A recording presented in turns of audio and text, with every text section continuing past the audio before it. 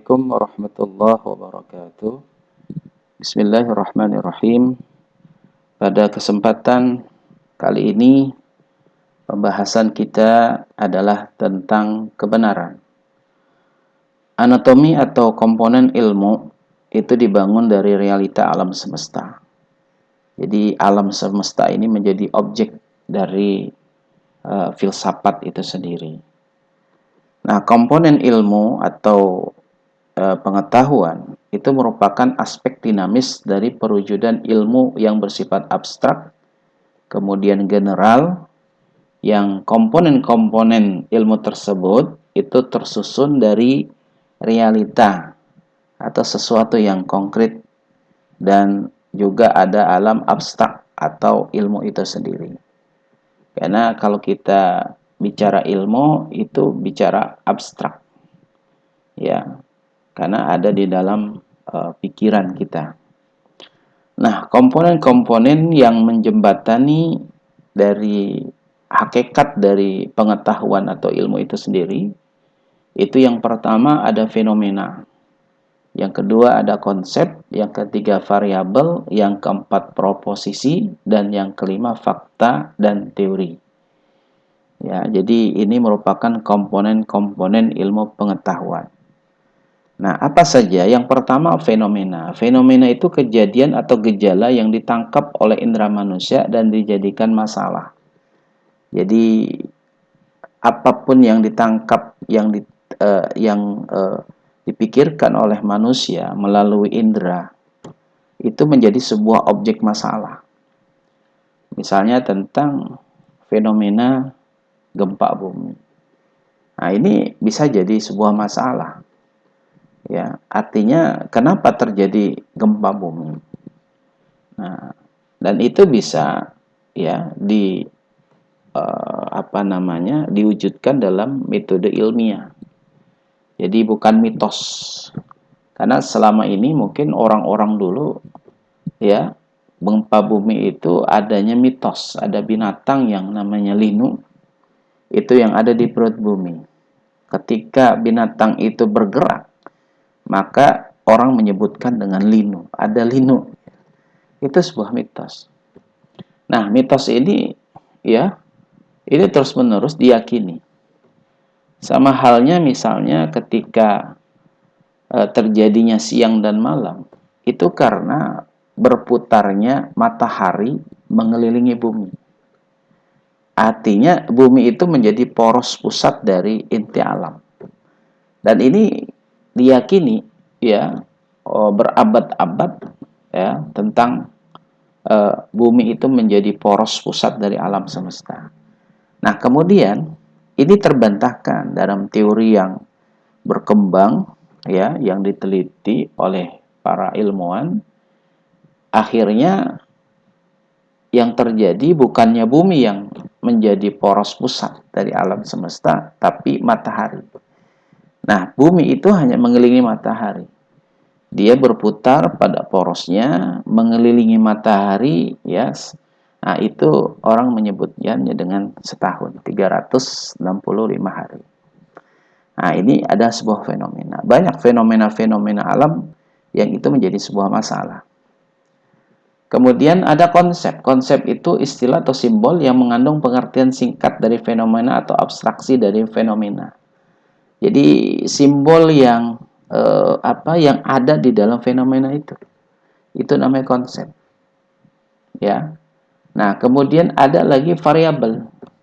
Variabel itu variasi sifat, jumlah, besaran yang punya nilai kategorial bertingkat baik kualitatif maupun kuantitatif sebagai hasil penelaahan berdasar dari konsep. Jadi setelah kita menemukan fenomena masalah itu, kemudian kita konsep ya dalam sebuah simbol yang atau istilah yang singkat lah. Nah, maka akan kita temukan lagi ada variabel. Apa variabelnya? Berapa misalnya jumlah, besaran, atau apa yang akan kita ambil dari konsep tadi, itu namanya variabel. Misalnya tentang misalnya yang kita teliti misalnya tentang minat baca. Ya, minat baca dan misalnya waktu luang ya terhadap ya IPK mahasiswa. Nah, jadi di sini ada dua variabel. Variabel pertama adalah tentang minat baca. Apakah ada hubungannya misalnya antara minat baca dengan IPK mahasiswa. Kemudian adalah waktu luang. Waktu luang ini yang apakah juga waktu luang yang banyak ini kemudian juga ada hubungan dengan misalnya IPK mahasiswa. Jadi ini yang namanya variabel. Kemudian ada lagi proposisi. Proposisi itu kalimat ungkapan yang terdiri dari dua variabel atau lebih yang menyatakan hubungan. Nah, jadi ada korelasi. Misalnya hubungan atau korelasi antara minat baca mahasiswa dan waktu luang mahasiswa terhadap IPK mahasiswa yang tinggi misalnya. Nah, ini akan kita kaji, akan kita teliti apakah ada hubungan. Nah, itu namanya proposisi, ya. Nah, nanti dalam selanjutnya Anda akan belajar tentang metodologi penelitian. Nah, di sana akan diajarkan bagaimana membuat sebuah masalah. Nah, kemudian ada fakta. Fakta itu proposisi yang telah teruji secara empiris, hubungan yang ditunjang oleh data empiris. Jadi, fakta itu ya di lapangan. Setelah kita buat adjustment, ya, dalam sebuah pertanyaan-pertanyaan, ya, atau angket, kemudian kita sebar ke lapangan ya misalnya di Unindra misalnya ya di semester 1 atau 2. Nah, di situ kita bisa meneliti dari sekian banyak mahasiswa sampel ya kita ambil, kemudian akan kita menemukan faktanya. Jadi fakta itu proposisi yang teruji secara empiris. Nah, apakah valid atau tidak? Nah, jadi setelah kita sebar angket, kemudian kita olah data itu dengan metode, ya, apakah itu nanti kualitatif, ya, penelitian itu atau misalnya kuantitatif, ya. Kalau kuantitatif itu memakai statistik, ya, sedangkan kualitatif hanya narasi-narasi saja. Ya. Nah, itu fakta. Nah, kemudian ada lagi teori. Teori ini adalah yang menunjang dari penelitian kita karena bagaimanapun teori itu harus ada. Ya. Karena penelitian kita itu harus ditunjang dari teori-teori. Nah, nanti dari hasil penelitian kita mungkin akan menimbulkan menjadikan sumber teori baru. Nah, jadi mungkin dari hasil penelitian kita nanti itu akan timbul teori baru. Nah, entah namanya teori apa yang kita buat. Nah, jadi teori itu harus ditunjang. Jadi penelitian tadi ya mulai dari fenomena, ada konsep, ada variabel, proposisi, ada fakta, itu harus ditunjang juga dengan teori yang ada. Nah, dari skema di atas ya, nah, kita bisa simpulkan bahwa ilmu merupakan akumulasi dari pengetahuan yang tersusun secara sistematis. Ya, tersusun, kemudian bersifat abstrak, ya. Kemudian general, universal, umum, ya. Jadi yang mampu menjelaskan dan meramalkan fenomena-fenomena yang terjadi. Nah, akan kita dapatkan hasil dari penelitian-penelitian tadi. Nah, itu yang kemudian muncul teori-teori ya dalam bidang fisika, dalam bidang matematika, biologi misalnya, atau bidang astronomi misalnya ya, atau BK misalnya. Itu banyak teori-teori tentang misalnya kebekaan ya, ada tentang BK kelompok, ada teorinya apa ya, banyak sekali ya. Nah, itu yang pertama. Kemudian yang kedua, ilmu pengetahuan itu menurut Ajebaham itu melibatkan 6 komponen. Nah, tadi sudah disebutkan tadi ya. Yang pertama ada masalah dulu. Jadi kita cari masalah. Jadi kalau nggak ada masalah, apa yang harus kita teliti kan? Jadi harus kita cari masalah, ya. Tapi bukan masalah.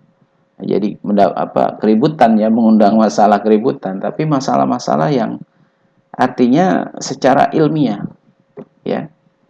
Nah, yang pertama, yang kedua ada sikap atau attitude.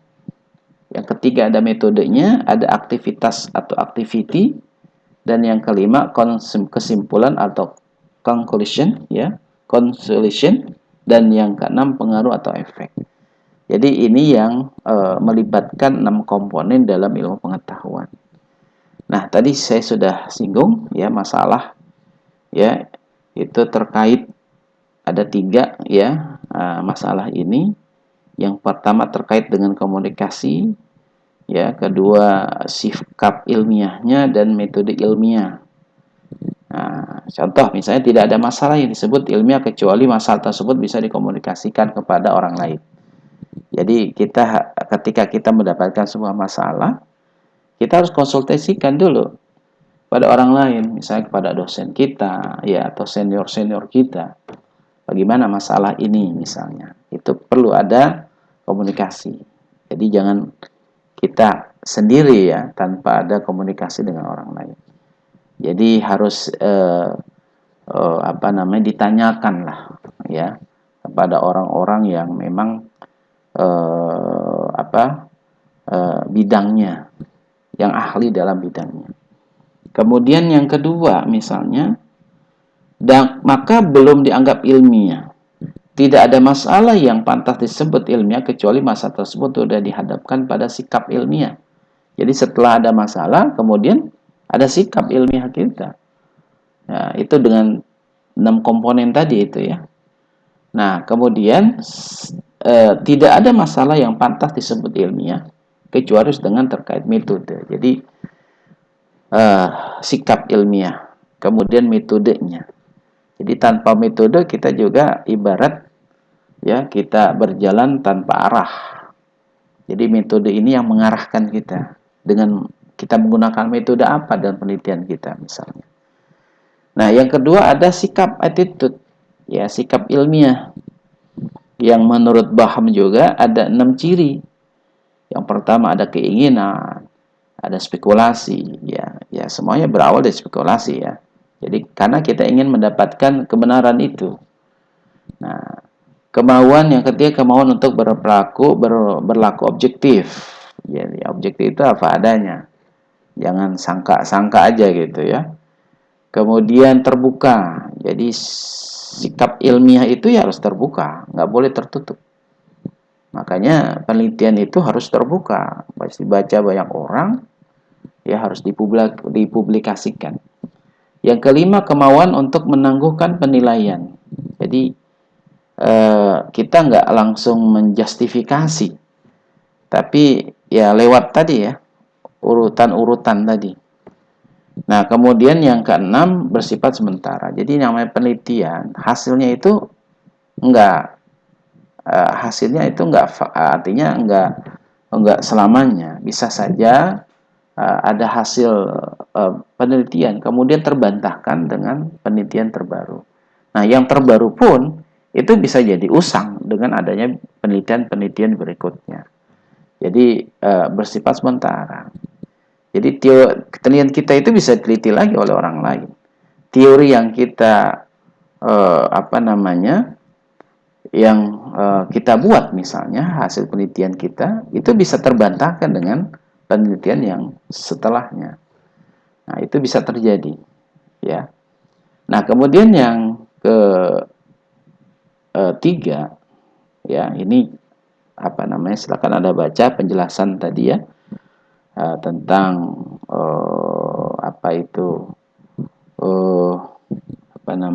keinginan, ya kan? Ada spekulasi, ada kesadaran, ya. Kemudian ada terbuka, menangguhkan, kemudian bersifat sementara. Yang ketiga ada metode atau metode itu ya setiap pengetahuan memiliki metode sendiri sesuai dengan permasalahannya. Jadi kita meneliti masalah apa? Nah, biasanya metodenya nanti macam-macam yang sesuai dengan penelitian kita ya. Jadi nggak semua bisa diambil menjadi sebuah metode penelitian kita ya. Metode-metode itu banyak. Jadi kita ambil sesuai dengan permasalahan. Nah, meski di antara para ilmuwan terjadi perbedaan tentang metode ilmiah, ya biasanya mereka beda-beda ya. Tetapi mereka sepakat bahwa masalah tanpa observasi tidak akan menjadi ilmiah. Sebaliknya, observasi tanpa masalah juga tidak akan menjadi ilmiah, yang menurutnya bahwa ilmu pengetahuan adalah aktivitas menyelesaikan masalah dan melihat metode ilmiah sebagai sesuatu yang memiliki karakteristik yang esensial bagi penyelesaian masalah. Nah, ada 5 langkah esensi ya pokok dan ideal yang menurut Baham tadi ya, yang harus dipahami dan diterapkan di dalam metode ilmiah tadi. Yang pertama, memahami masalah dulu. Kita harus paham dulu masalahnya apa. Jangan apa yang kita buat, masalah kita tidak paham ya. Nah, ini banyak akhirnya kita tidak menemukan kesimpulan yang kita buat. Jadi nanti mungkin hasilnya ya nggak ada gitu ya. Nah, karena belum memahami masalah. Yang kedua, menguji masalah. Jadi masalah kita itu diuji dengan fakta-fakta yang ada ya di masyarakat ya. Kemudian menyiapkan solusi. Nah, sekarang solusinya apa? Ya, nah kemudian menguji hipotesis. Jadi ketika kita hipotesa sementara, dugaan sementara itu kemudian kita uji benar atau tidak dugaan kita. Misalnya misalnya minat baca, kemudian waktu luang itu ada hubungannya dengan IPK misalnya. Nah, benar nggak ada hubungan antara dua variabel ini ya? Ya bisa saja minat baca waktu luang itu nggak ada hubungan dengan IPK, atau dua-duanya tidak ada hubungan misalnya. Jadi kita harus hipotesis kita itu harus kita uji. Yang kelima, memecahkan masalah. Harus ada pemecahannya. Jadi tidak bisa penelitian itu ya begitu saja tanpa ada simpulan dari masalah itu. Jadi kita pecahkan. Ada nggak hubungan antara dua variabel tadi ya dengan IPK mahasiswa? Nah, itu harus dipecahkan. Ya, dan objektif. Oh, ternyata ada.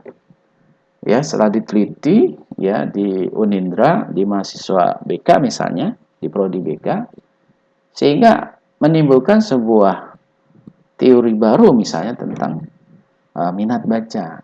Misalnya di kalangan mahasiswa, nah itu akan menimbulkan ya, akan berhubungan dengan IPK. Nah, ini IPK-nya berapa? 3, nah, terkadang antara IPK 3, dengan minat bacanya tidak ada gitu ya. Ya, misalnya mahasiswa itu malas dalam membaca misalnya ya. Ya, misalnya ya yang berkunjung ke perpustakaan itu sangat sedikit sekali misalnya ya. Ya mungkin sekarang sudah perpustakaan digital misalnya.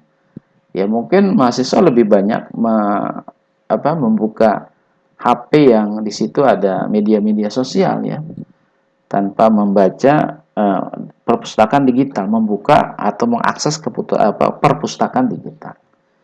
Nah, Unindra itu kan sudah nanti ke sana arahnya ya, ke digitalisasi. Jadi Anda bisa baca ya apa yang ada di dalam perpustakaan Unindra itu di mana saja ya, tanpa Anda datang ke perpustakaan. Kemudian ada aktivitas. Aktivitas itu ya actionnya. Ya, artinya setelah Anda terapkan metodenya, masalahnya, nah sekarang ya harus ada action. Ya, action itu ya tadi menyebar angket, ya kan, mewawancarai. Ya. Nah, dari itu kita akan ambil hasil-hasil dari angket-angket kita, kemudian kita olah. Lah diolah ya. Nah, yang kelima akan menimbulkan kesimpulan, conclusion ya. Jadi kesimpulan dari penelitian kita apa gitu kan. Terus ada, oh ternyata tidak ada hubungan ya, tidak ada hubungan antara minat baca dengan IPK misalnya. Ya, misalnya. Nah, jadi kesimpulan ini merupakan penilaian akhir dari satu sikap, metode, dan aktivitas. Nah, kesimpulan ilmiah tidak pasti, tetapi bersifat sementara. Ya iya, ini kan penelitian kita. Mungkin saja nanti ada penelitian berikutnya yang hasil penelitian kita terbantah. Oh, hasil berikutnya mengatakan ada hubungan, misalnya. Ya. Nah, jadi kesimpulan ini ya hanya sementara. Jadi tidak mutlak benar ya. Bahkan jika disimpulkan dianggap dogmatis, maka akan mengurangi sikap dasar ilmu pengetahuan. Jadi yang namanya dogma-dogma itu kan sifatnya sementara, ya.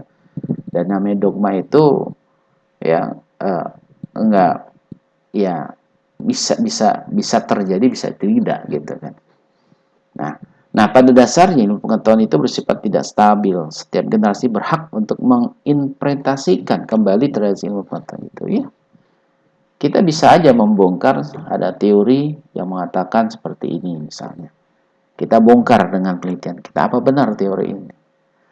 Nah, jadi bisa jadi kita nanti Anda ini akan membuat teori baru. Nah, teori yang lama itu sudah usang, jadi sudah tidak berlaku. Nah, sama dengan teori Darwin ya, teori evolusi. Nah, itu kan diimani berabad-abad ya, berpuluh-puluh tahun. Tapi setelah diteliti lebih lanjut ya tentang apa benar misalnya manusia itu berasal dari kera misalnya ya, dengan berevolusi, ternyata itu terbantahkan ya dengan penelitian-penelitian yang terbaru. Ya, jadi teori evolusi itu teori yang sudah usang itu, udah nggak update gitu ya. Nah, kemudian ada pengaruh efek. Jadi harus ada pengaruhnya untuk apa penelitian kita. Ya, buat masyarakat, buat mahasiswa, nanti buat lembaga misalnya. Oh, kalau gitu nanti akan dibuat aturan. Misalnya aturan baru ya yang harusnya mahasiswa itu punya minat baca yang besar. Ya, bukan hanya IPK yang tinggi tapi juga harus punya minat baca yang banyak. Nah, nanti akan ada efek ya, ada pengaruh itu ya, entah itu buat mahasiswa itu sendiri atau buat lembaga ya, misalnya Unindra ya. Nah, itu bisa. Nah, kemudian yang kedua, hakikat dan tingkat kriteria kebenaran. Jadi kalau kita bicara kebenaran, ini nanti ada 3 teori. Nah, ini menurut Surya Sumantri ya dalam bukunya Filsafat Ilmu. Jadi beliau itu membagi kebenaran itu ada 3. Yang pertama ada kebenaran koherensi, yang kedua kebenaran korespondensi, dan kebenaran pragmatif. Nah, ini oleh Surya Sumantri. Nah, sementara oleh Mikhail William itu ada 5 teori yang dikenalkan oleh 5 kebenaran yang dikenalkan oleh beliau ya. Ada kebenaran koherensi, ada korespondensi, ada performatif ya, ada kebenaran pragmatik dan kebenaran proposisi. Jadi ya saya kira ditambah lagi lah dari 3 kemudian tambah 2 misalnya, itu jadi 5. Bahkan ya ditambah lagi oleh Nung Muhajir ya dengan satu teori lagi yaitu kebenaran pragmatik. Nah, jadi paradigmatik ya, paradigmatik. Nah, jadi banyak ya teori-teori tentang kebenaran. Nah, yang pertama kebenaran koherensi. Apa sih kebenaran koherensi itu? Adanya kesesuaian atau keharmonisan sesuatu yang lain dengan sesuatu yang memiliki hierarki. Ya, yang lebih tinggi dari suatu unsur tersebut baik berupa skema, sistem ataupun nilai. Nah, koherensi ini bisa pada tatanan sensual rasional maupun pada dataran transendental. Jadi koherensi itu keharmonisan tadi, sesuai nggak nih? Ya, sesuatu itu dengan sesuatu yang lain yang punya hubungan ya. Nah, itu namanya koherensi. Jadi kesesuaian, keharmonisan. Oh, ternyata sesuai ya, berarti benar gitu kan. Nah, kemudian kebenaran korespondensi. adalah berpikir tentang terbukti sesuatu itu relevan dengan sesuatu yang lain. Jadi sesuatu itu relevan nggak, sesuai nggak dengan satu yang lain. Kalau tidak relevan ya tidak benar. Jadi harus sesuai, terbukti, relevan. Itu namanya kebenaran korespondensi. Nah, korespondensi ini relevan dibuktikan adanya kejadian sejalan atau berlawanan arah antara fakta dengan fakta yang diharapkan, antara fakta dengan belief yang diyakini yang sifatnya spesifik. Nah, makanya di dalam menyusun judgment itu, ya, mungkin berupa pertanyaan-pertanyaan atau angket, itu harus disesuaikan dengan kebenaran, bisa kebenaran koherensi, ya, bisa kebenaran korespondensi, ya, antara satu pertanyaan dengan pertanyaan berikutnya itu sesuai enggak, atau misal fakta yang ada relevan enggak, gitu kan. Nah, jadi itu harus dilihat, ya. Makanya ketika Anda membuat judgment, ya, atau angket, itu harus benar-benar Anda melihat dari korespondensinya atau dari koherensinya, ya. Nah, yang ketiga kebenaran formatif. Ketika pemikiran manusia menyatu segalanya dalam tampilan aktual dan menyatukan apapun yang ada di baliknya, baik yang praktis, yang teoritik maupun yang filosofik, orang mengetengahkan kebenaran tampilan aktual. Sesuatu benar bila memang dapat diaktualkan dalam tindakan. Jadi aktual, fakta. Sesuai dengan fakta tidak. Kalau tidak sesuai misalnya, ya maka harus diganti angket itu. Karena tidak sesuai dengan fakta yang ada, aktual. Ya, mungkin zaman sekarang ini dengan zaman dulu bapak kita akan berbeda. Ya, ketika jadi mahasiswa misalnya. Karena pemikiran akan terus berkembang. Kemudian fakta misalnya akan berbeda. Ya, fakta-fakta yang ada sekarang kan ya karena masuknya teknologi, ya, informasi, ada HP misalnya, ada alat-alat komunikasi yang canggih. Nah, itu akan mengubah dari paradigma masyarakat. Ya, pola pikir masyarakat berbeda, pola pikir mahasiswa berbeda. Ya, maka disinilah yang namanya kebenaran performatif tadi. Kemudian ada lagi kebenaran pragmatik. Ya, yang benar adalah yang konkret, yang individual dan yang spesifik dan dimiliki kegunaan praktis. Jadi praktisnya aja, kegunaannya aja. Ini berguna nggak penelitian ini misalnya? Jadi orang hanya lihat kegunaan, manfaat. Itu namanya kebenaran pragmatik. Kalau tidak ada manfaat ya nggak benar gitu. Jadi harus pragmatik itu harus ada manfaatnya, ada kegunaan secara praktis. Ya, praktis saja. Nah, ini yang sekarang orang yang nggak mau pusing lah gitu ya dengan teori-teori, sehingga ya udah, yang penting berguna, manfaat, ya ada kegunaan, ya sudah ambil gitu aja tanpa melihat unsur-unsur yang lain, ya. Padahal unsur lain juga penting kan, gitu. Kemudian ada kebenaran proposisi. Proposisi adalah suatu pernyataan yang berisi banyak konsep kompleks yang menentang dari yang subjektif individual sampai yang objektif. Nah, jadi suatu kebenaran dapat diperoleh bila proposisinya itu benar. Dalam logika Aristoteles, proposisi benar adalah bila sesuai dengan pernyataan formal atau proposisi. Nah, pendapat lain dari Equilides ya bahwa proposisi benar tidak dilihat dari benar formalnya, melainkan dilihat dari benar materialnya. Nah, jadi kalau proposisi itu ya, misalnya gini, setiap manusia itu akan mati. Kemudian si Andi itu manusia, maka kesimpulannya Andi itu mati.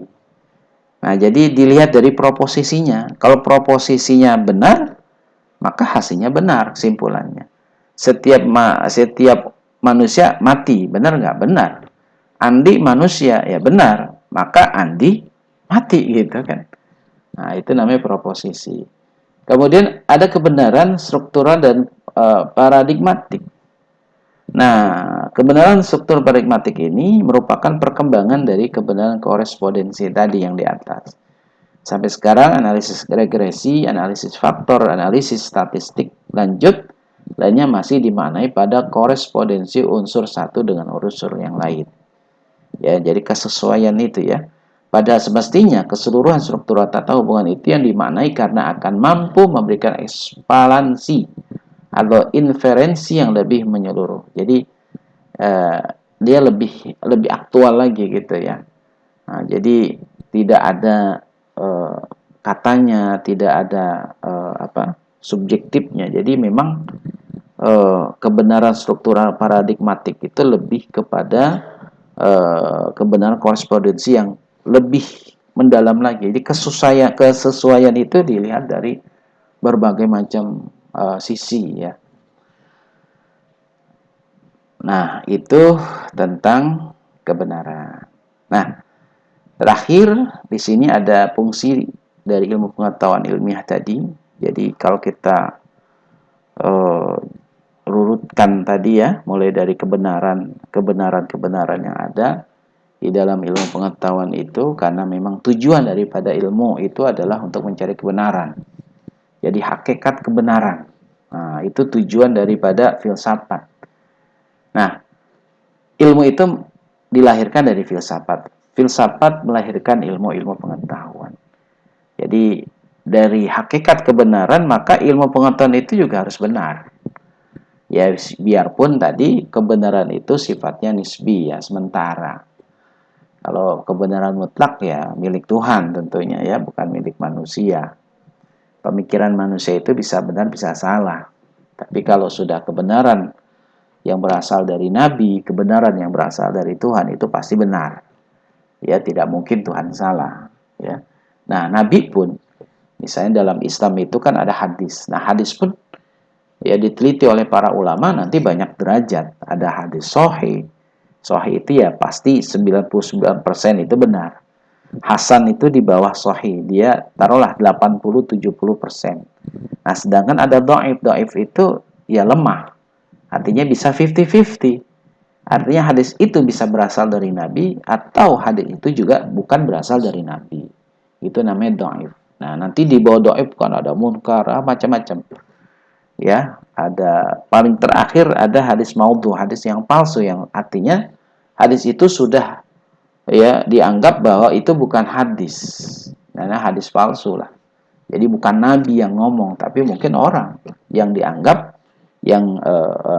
bahwa Nabi yang mengatakan. Itu namanya hadis maudhu atau hadis palsu. Nah, seperti itulah.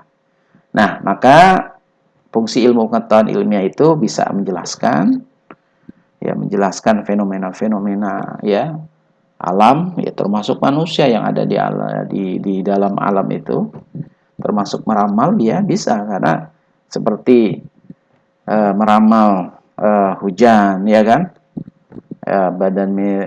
metodologi dan geofisika itu kan meramal hujan, bahkan ada yang meramal gempa gitu kan, ada meramal tentang gunung yang akan meletus, itu kan itu berupa ramalan ya, itu daripada ilmu pengetahuan juga menghasilkan itu.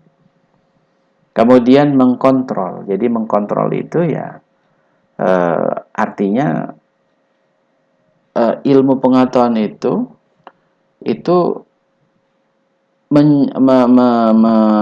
tujuan akhir itu adalah mencari kebenaran.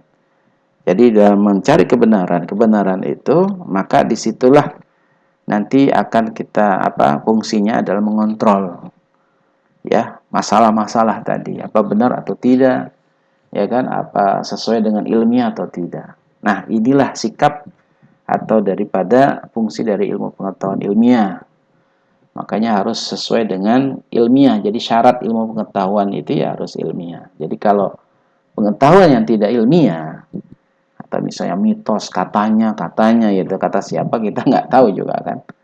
Atau misalnya mitos-mitos ya, atau tradisi-tradisi yang memang tidak ilmiah. Nah, artinya itu ya harus dijauhi saya kira. Artinya kalau kita masyarakat ilmiah, apalagi mahasiswa, jangan terprovokasi ya, terpengaruh dari pemikiran-pemikiran tidak ilmiah. Nah, misalnya dukun, ya udah nggak ilmiah dukun itu. Ya, sekarang kan banyak percaya dukun-dukun ya, mitos-mitos gitu ya. Nah, apalagi yang sifatnya apa tuh ya, supranatural. Ya memang ada, cuman ya kalau nggak mungkin kita bisa meneliti jin ya, atau Anda meneliti setan ya. Kalau Anda meneliti setan, Anda harus jadi setan dulu. Alamnya beda. Anda meneliti jin, Anda harus jadi jin dulu. Ya bisa meneliti bagaimana alam jin. Ya, ini kan katanya-katanya yang memang tidak bisa diilmiahkan. Baik ya. Nah, ini pembahasan kita yang pada kali ini mengenai kebenaran. Baik, saya kira itu saja dan lebih kurangnya ya, saya akhiri. Assalamualaikum warahmatullahi wabarakatuh.